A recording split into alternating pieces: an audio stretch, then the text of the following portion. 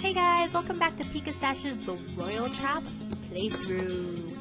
So, basically we left off where I just got Oscar's note. And this is getting really intense. Like, I kinda like it, but what else? We're asking a great many questions at the moment and attempting to check stories against each other without raising alarms. My parents have asked me to aid them in these interrogations. Well, that's good, isn't it? They trust you. Or they want me to believe that, since their previous attempts at controlling me have shown their flaws. They can't trust you to obey without question, but they can trust that Cassidy's safety is your priority. They understand that much about you. They recognize the value in that respect. Then perhaps you can build from there. If that's what you want, that is. I'm not really one to talk. What do you mean? My parents had plans for me. I took a better offer.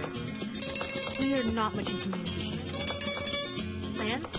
Bestowing some unwanted cow pasture on you as a hurtful?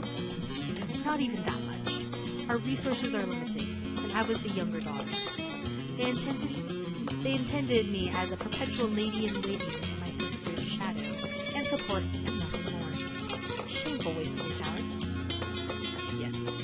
Well, there you see, a daughter's life may not be easier than sons. I tried to tell him that once before, days ago. Many things have changed between us since we first met that night in the passage time of Baldwin. Since I didn't know him, he was a prince out of place. A man raging against the fate of his birth had decreed him. It's a good thing that you were wrong about Cassidy and Cassidy, you know. What do you mean? You thought Cassidy was really your brother and you wanted to give him back his life he should have wanted. If you resented being a prince, with no power of your own unless a woman chose you, how much harder would it be for your brother to come up from being an heir in order to become just another son? That, I never thought of it like that. Well, it doesn't matter now. No. Well, I came to inform you that, with all the investigations, I'm required to take part in. I will be busy this day. Cassidy's movements have been restricted even more than before, and the guards are on watch. I think we'll have to forego a meeting for today. Good. What? Oscar wanted me to come and see him, so if you and Cassidy aren't available, that works out well.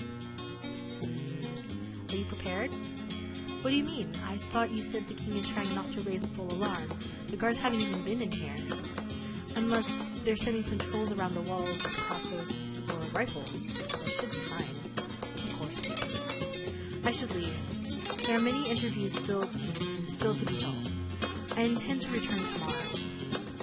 Should you have need before then, however, you may be able to send word via the guards. Right. Is there something wrong that you're not telling me? I don't know. With that, he makes his exit.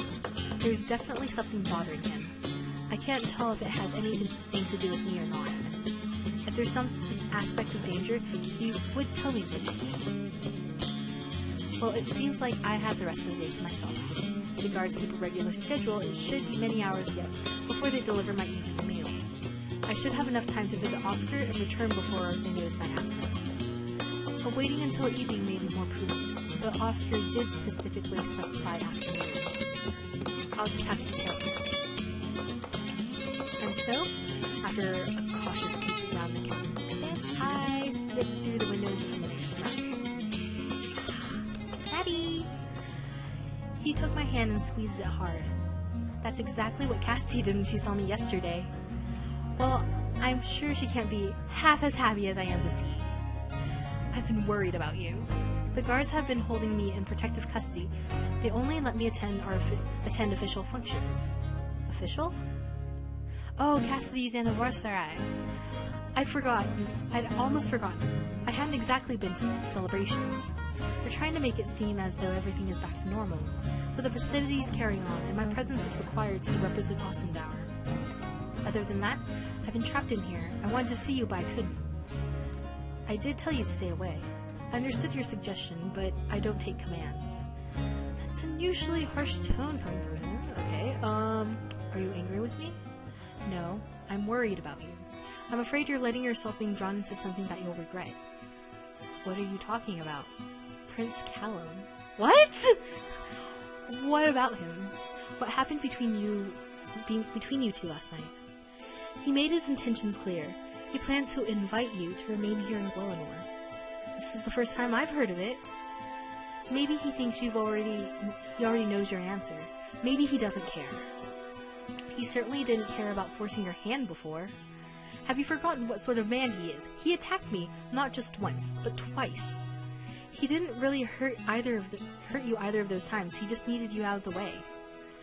He held me prisoner and forced me to listen to what I thought would be your murder.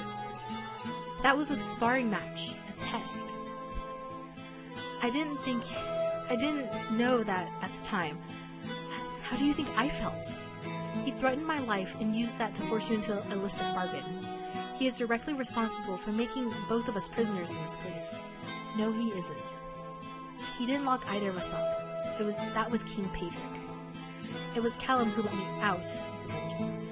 Like father, like son, you can't trust either of them.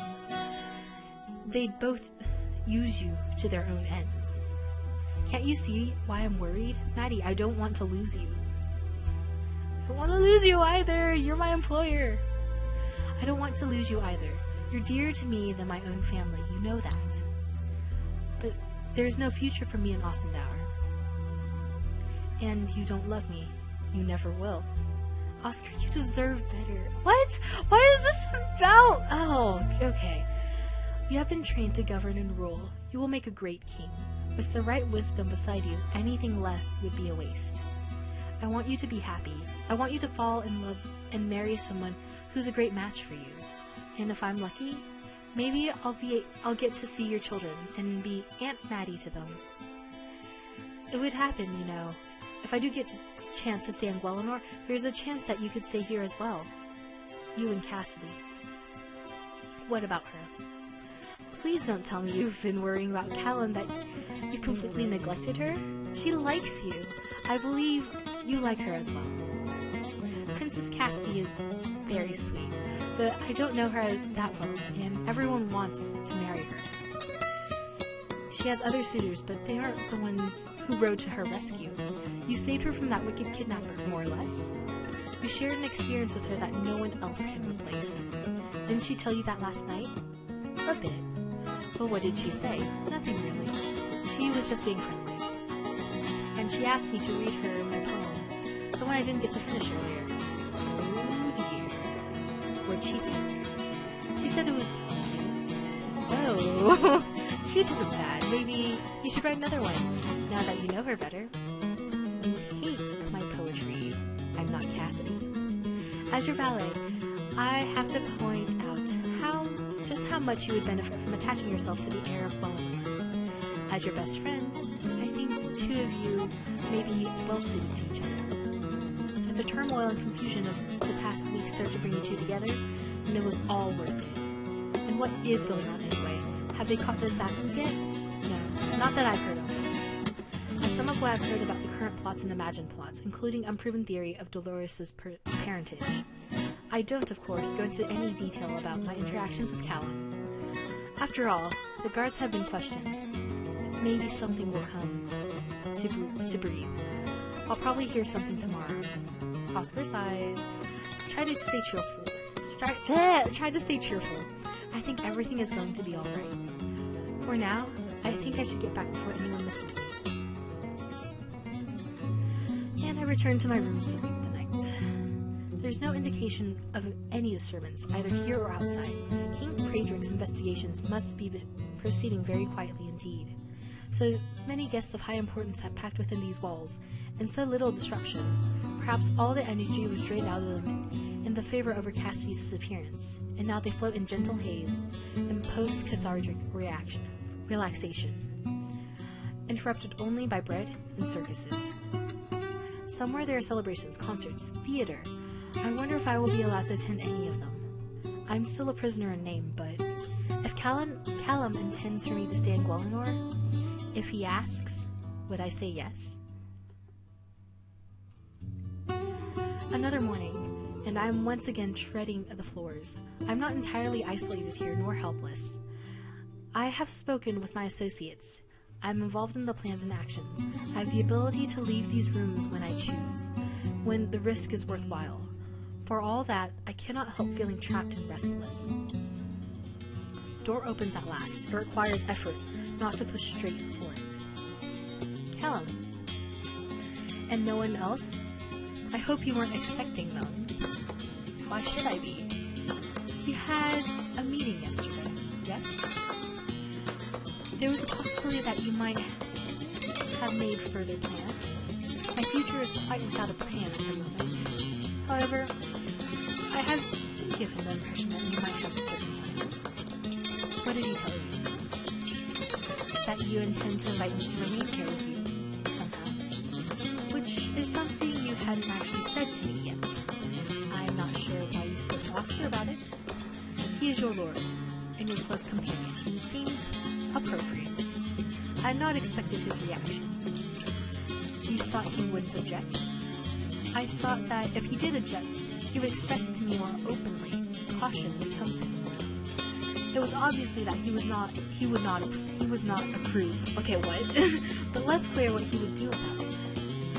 He warned me off, reminded me the dangers that you and your family pose. All which doesn't matter at the moment, because you haven't yet offered me such an invitation.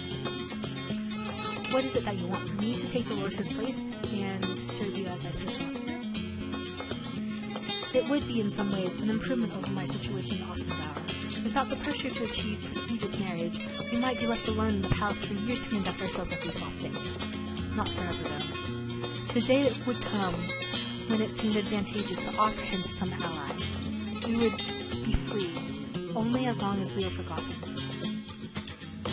What I want is difficult to say. I don't have the power to offer you what you deserve. I don't want to promise you more than I can give, but I want you to understand my feelings clearly. If you could be granted a little property, a position here in Dolores, is that even possible? Cassidy is the heir. She has reached her majority, and our parents certainly owe her, and you, a great many apologies. I don't know for certain yet what it would take, unraveling this assassination plot, perhaps.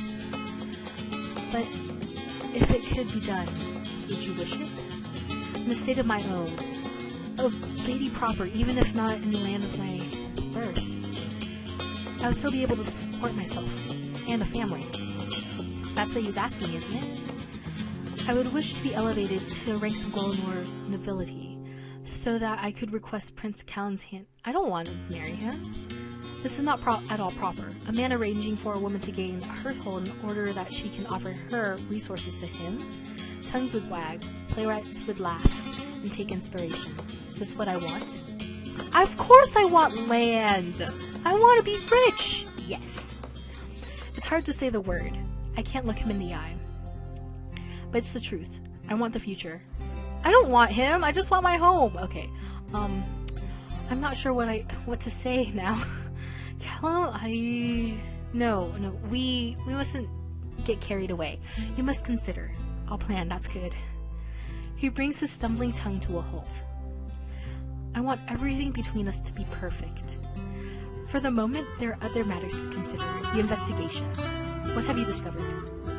I think it's best if I wait until we are all together to discuss that. My sister is currently not allowed out of sight of the guards, except within her own chambers.